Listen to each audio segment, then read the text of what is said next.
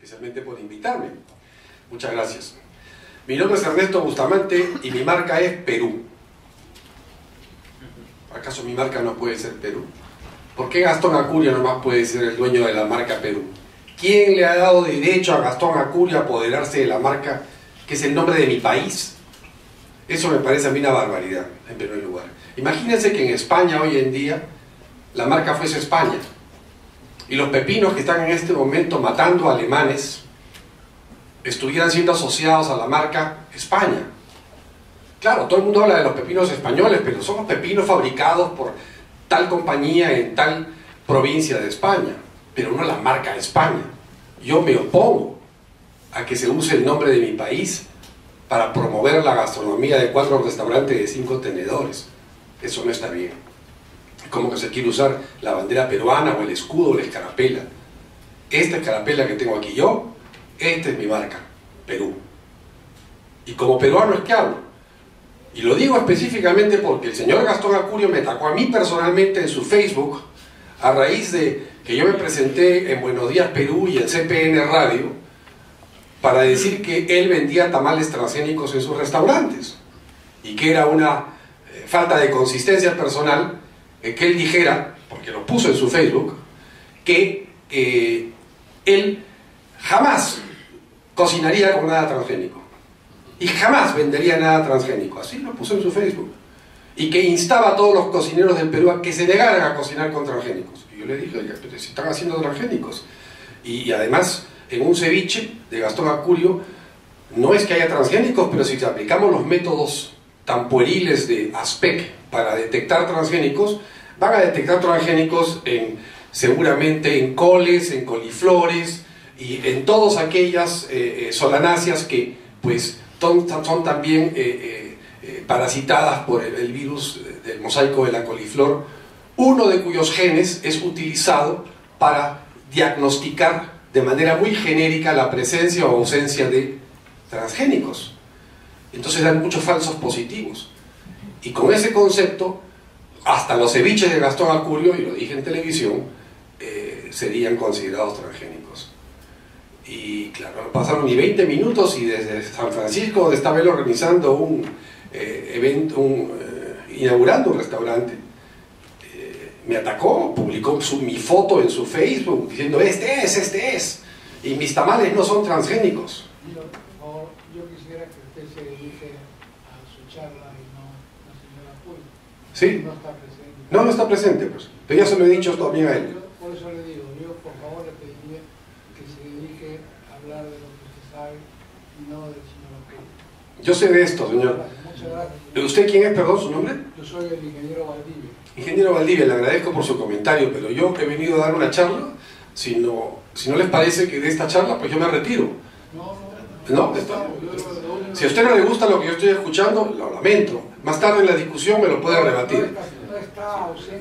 Está bien, pues no está presente, pero es un hombre público y yo le he hecho estos comentarios a él también. Esto no es un secreto ni lo digo por hablar mal de una persona. Estoy hablando de una persona que se ha pronunciado públicamente sobre el tema y voy a eso. Señor, yo veré que me guardo. Yo no quiero establecer un diálogo en este momento. Por favor, si me permiten terminar mi charla, yo lo hago. Yo quiero tratar a todos con mucho respeto, y así como con respeto también al señor Acurio. Pero a mí no me parece que él se meta en un tema en el que ha inducido a las personas a error. Y traigo a colación esto porque él es un líder de opinión.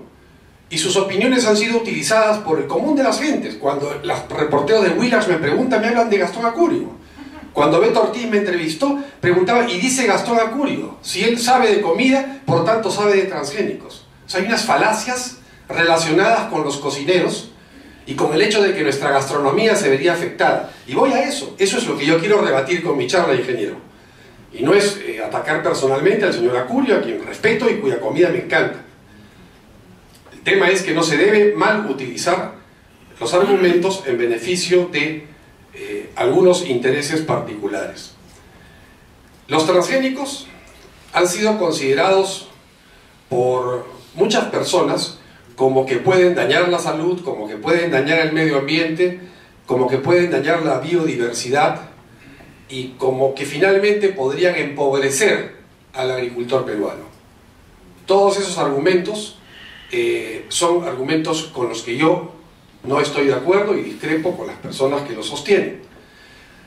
Los argumentos que dicen que los transgénicos son dañinos para la salud han sido rebatidos ya por academias como la Academia Nacional de Medicina, las Academias Nacionales de Medicina de Estados Unidos, de Francia, del Reino Unido, de Brasil, en fin. Y asimismo con la OMS y la FAO han hecho estudios que han organizado conferencias cuyas conclusiones han significado que estos no representan más daño para la salud que lo que puede representar un alimento convencional. Este es un tema que ya está fuera de discusión. Es más, transgénicos hay también en medicina, un tema que no se ha mencionado. Toda la insulina del planeta en este momento es transgénica, es sintetizada con tecnología transgénica. ¿Se va entonces a prohibir la insulina transgénica? Uno va a decir, no, eso no, pero es lo mismo. Ahí no estamos comiendo transgénicos, nos estamos inyectando transgénicos si fuésemos diabéticos. Y cuando nos hemos vacunado contra la hepatitis B o hemos vacunado a nuestros hijos en las recientes campañas contra hepatitis B, pues la vacuna contra hepatitis B es manufacturada con tecnología transgénica. ¿Y qué es peor? ¿Comerse un transgénico o inyectarse un transgénico si este fuese peligroso para la salud? El tema de que son alérgicos lo ha tratado muy bien el ingeniero Fausto Robles cuando dice que pues todos los alimentos son potencialmente alergénicos y no hay ninguna prueba que demuestre que ninguno de los transgénicos actualmente en uso comercial son transgénicos que puedan producir alergias per se por el hecho de ser transgénicos. El huevo, la leche, la soya son alergénicos para ciertas personas y para otras no, pero no porque tengan un componente transgénico. Esto ha sido hartamente estudiado. Hay estudios como por ejemplo el que acaba de citar Ángel Manero, en el sentido de que se publicó muy recientemente en Canadá un estudio donde se encuentra en leche materna y en sangre materna y en sangre de mujeres no embarazadas la proteína CRI, que es la proteína que es transcrita, que es producida finalmente por la expresión del gen BT que se introduce en maíz transgénico, en soya transgénica. Pero sin embargo también esa proteína CRI existe en los insecticidas que usan los cultivadores orgánicos. Es decir, no hay ninguna demostración en ese artículo que la sangre, la proteína que se encuentra en la sangre de estas señoras, que por cierto ninguna se enfermó ni ninguna manifiesta ninguna alergia, simplemente es un hallazgo anecdótico, que las mujeres de Canadá tienen esa proteína. Yo quisiera ver si las mujeres de Zambia la tienen también. Probablemente, donde haya Bacillus thuringiensis, habrá proteína CRI, y donde hay proteína CRI, pequeña parte de esta proteína va a ser absorbida a la sangre, y eso es parte normal. Y lo que se encuentra está a niveles 10.000 veces inferiores a los niveles encontrados como permisibles en estudios de animales. En consecuencia no tiene ninguna significación. Como esos estudios hay muchos, así como los que citó Fausto en Rusia, en China, y también en Canadá, o Estados Unidos, y también en Perú, que pueden atribuirle a los transgénicos ciertas capacidades dañinas para la salud humana o animal. Eso versus la montaña de evidencia a favor de que realmente no producen daño, y versus la ausencia de evidencia fuerte en el sentido de que puedan causar daño, ha dejado ya en claro, por lo menos en los 29 países que siembran transgénicos en el planeta, que los transgénicos no son un peligro para la salud. Yo quisiera que este tema no se debatiera más en el Perú, sin embargo se sigue debatiendo, porque hacen daño a la salud, hay asociaciones que siguen diciendo lo mismo, y me parece a mí un absurdo.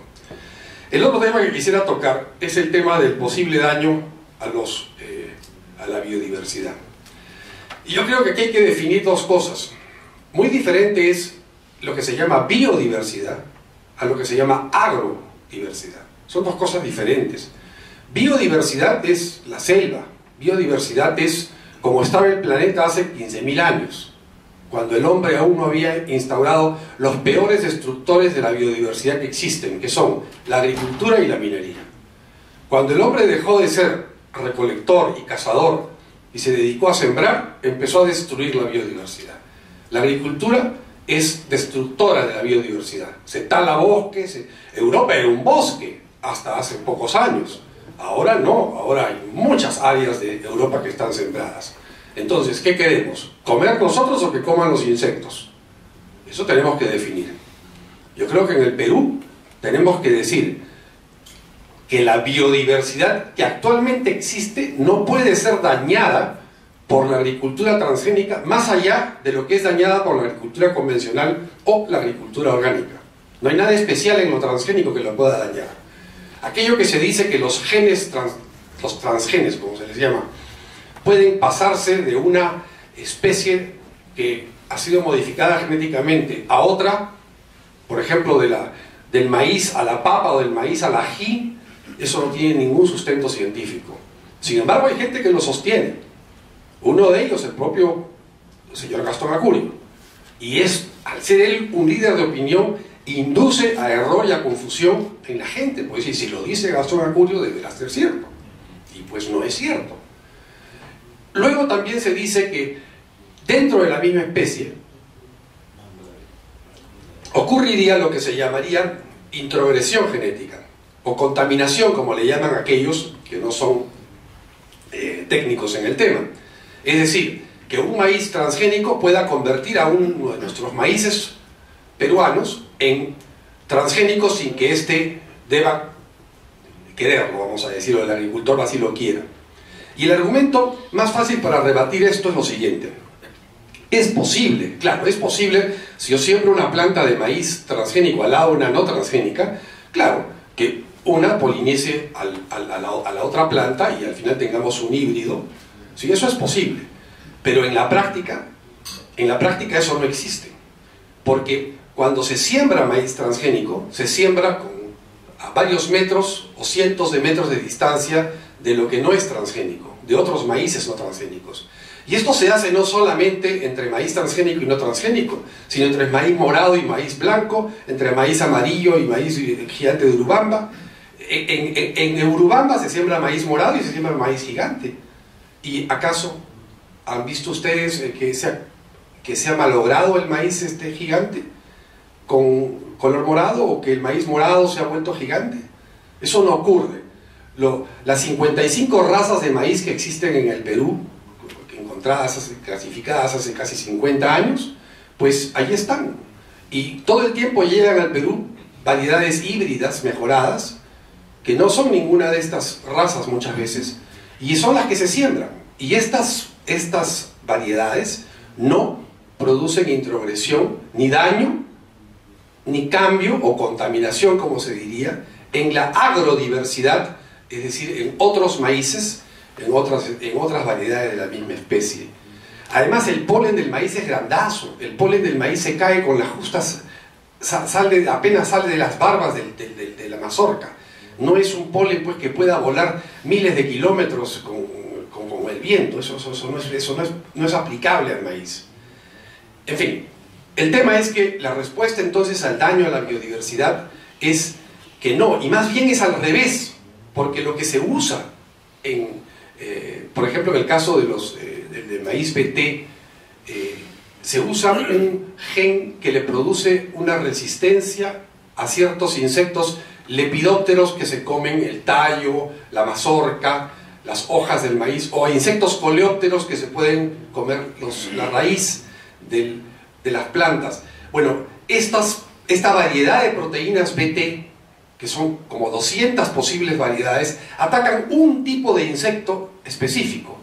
No es como el pesticida químico que usa la agricultura convencional, o como la rotenona que utiliza la agricultura orgánica, que mata todo, chanchitos, hormiguitas, mariquitas, todos mueren. En cambio aquí no, aquí solamente muere el coleóptero que uno quiere matar. Y en otra región usa un BT diferente, que es un lepidóptero diferente o un coleóptero diferente. Así de específico, es cirugía específica. Entonces, ¿qué hace más daño a la biodiversidad? Echar un pesticida de amplio espectro, que hay que rociarlo 12, 15 veces por campaña, que no solamente le hace daño al suelo, a la planta, al que se va a comer el fruto, sino también al propio aplicador del pesticida, una planta que no requiere de la aplicación de pesticidas y que al final de cuentas contiene el mismo gen, que es el gen BT, que se encuentra en la bacteria Bacillus thuringiensis, que es espolvoreada desde los años 20 en 2 campos de cultivo del mundo entero. Entonces, no confundamos.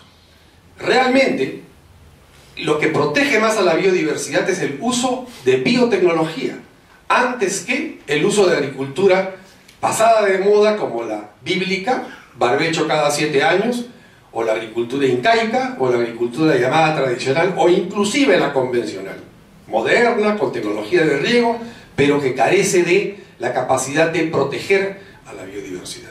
Un ejemplo práctico es lo que pasó en Australia con la introducción del algodón BT. Dejó de importar o de fabricar 40% de pesticidas con la introducción del algodón BT. ¿Quién se perjudica con la introducción de los transgénicos? Los fabricantes de pesticidas. Y el otro mito al que quiero llegar, y quiero con eso cerrar mi intervención para pasar a las preguntas, es el de la incompatibilidad supuesta entre los cultivos orgánicos y los cultivos transgénicos.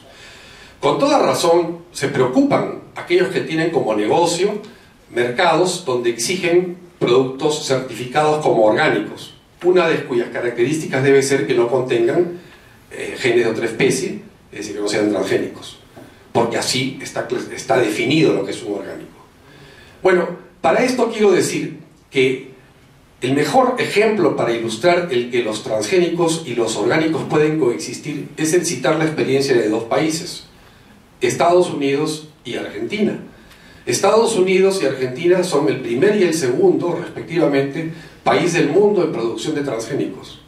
Y a la vez son el primer y segundo país del mundo en producción de orgánicos.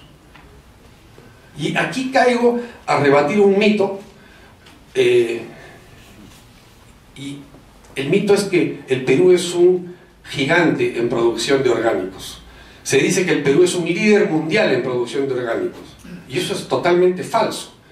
El Perú no representa ni siquiera una pizca, literalmente, en el mercado mundial de orgánicos. El mercado mundial de orgánicos ha sido de 4 millones de millones de dólares.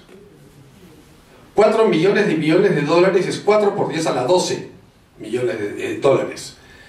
De eso, el 4 o 5%, perdón, ese es el mercado mundial de la agricultura. De ese mercado mundial, el 4 a 5%, en el mejor de los casos, es orgánico.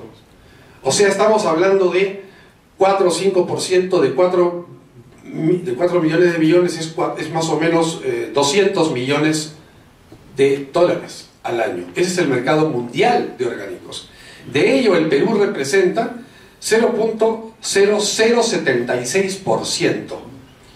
El Perú ha exportado 300 millones o 200 millones de dólares de orgánicos en el año pasado, pero de esto fundamentalmente estamos hablando de café y de banano. Si quitamos el café y el banano nos quedan apenas 16 o 17 millones de dólares de exportaciones orgánicas. ¿Qué representa eso versus 4 millones de millones? Nada. Realmente nada. Entonces es un mito cuando se dice que el Perú es el primer exportador de café orgánico del mundo y que ha sido premiado. Claro, el señor tiene 3 hectáreas de café orgánico en Puno. Entonces, ¿nos vamos a vanagloriar de eso? Porque el señor recibe una medalla, bien por él, me alegro por él. Pero no podemos obligar a todos los agricultores del Perú a sembrar orgánico porque el Perú debe ser un país orgánico. Yo creo que eso no está bien. Mi opinión es que en el Perú debe darse la libertad para que el agricultor pueda escoger si quiere usar tecnología transgénica, tecnología orgánica, tecnología convencional, tecnología bíblica, incaica, arcaica, lo que quiera usar. Pero eso debe ser potestad del agricultor según lo que él vea que le conviene. Si quiere ser una persona que se siente feliz con su plaquita, con su placa y con su diploma que diga que es el principal productor orgánico y tiene 3 hectáreas y le pagan apenas unos cuantos dólares más por quintal de café, bacán, que lo haga. Pero si al otro lado hay un cafetalero que porque no tiene la plata para comprar urea, no le queda otra que simplemente ser un cafetalero orgánico, y claro, lo que pasa es que hay ONGs que vienen y les dejan dineros especiales para que sigan siendo, entre comillas, orgánicos, Bueno, yo creo que esa debe ser una opción también, por más que yo creo que debería incentivarse lo contrario. Pero el agricultor es el que debe decidir, no el político, no el gobierno, y menos las ONGs, y menos los cocineros, porque al final de cuentas no hay diferencia entre un arroz con pollo, hecho con pollo que comió maíz orgánico, y un arroz con pollo que comió maíz no orgánico, digamos transgénico o convencional. Es lo mismo. El pollo es el pollo, es el pollo, es el pollo. No hay diferencia.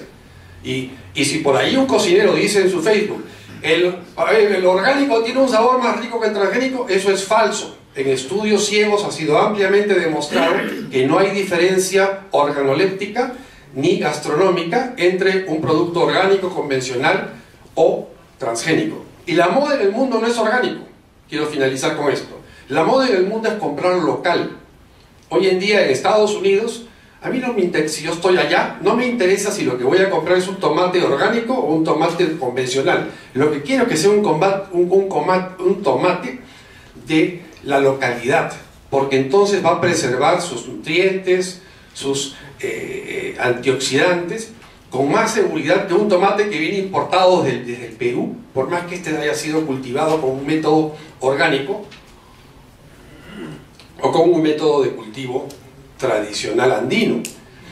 Entonces, lo que tenemos que hacer es posicionar al Perú en la economía mundial. La economía globalizada exige competitividad. El mundo moderno exige que haya seguridad y soberanía alimentaria. Dos conceptos que no son lo mismo, pero van de la mano. Seguridad alimentaria no es que los cocineros tengan platos que vender en sus restaurantes de 5 tenedores. Eso es seguridad para los cocineros y para sus negocios.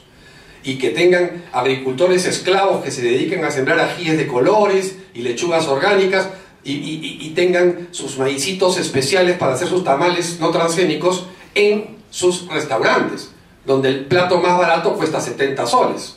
No, a mí me preocupa el peruano que come en el comedor popular o el peruano que come en el mercado, en su carretilla y pide menú de sol 50.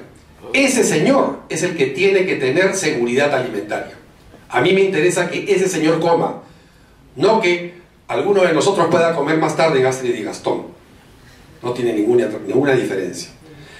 Y en segundo lugar, la soberanía alimentaria significa que el Perú tiene que ser capaz de autoabastecerse, porque el mundo del futuro, como bien se ha descrito en las intervenciones anteriores, será un mundo donde faltará agua, donde faltará tierra, donde faltará comida y sobrará gente.